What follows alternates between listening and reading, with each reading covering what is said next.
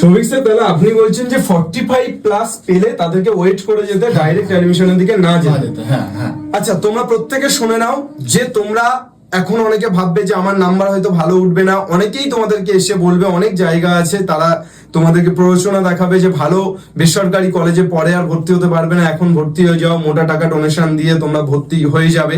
সেটা করো না। অন্তত যদি কনফিডেন্ট থাকে 45 বা 50+ তুমি পাবে, তাহলে সেক্ষেত্রে একটু ওয়েট করে যাও, কাউন্সিলিং প্রসেস গুলো করো, রাউন্ড 1 রাউন্ড 2 করো, দেখবে ঠিক তোমার স্বপ্নের কলেজ, সেটা হতে পারে হেরিটেজ, IEM, হতে পারে টেকনো, যে কোনো ভালো বেসরকারি কলেজে তুমি পেয়ে যেতে পারবে।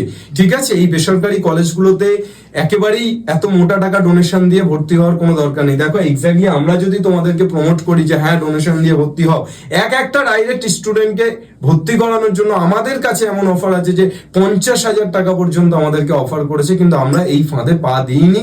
কখনোই আমরা চাই না যে রাতারাতি বড়লোক হয়ে যাব। আমরা চাই যে ঠিক আছে, আমরা খেয়ে পড়ে বাঁচছি, এটুকুই ঠিক আছে, এটুকুই এনাফ। তোমরা ভালো করে সঠিক পথে যাও, তাই তোমাদেরকে ভুল পথে নিয়ে যাওয়ার অধিকার আমাদের নেই।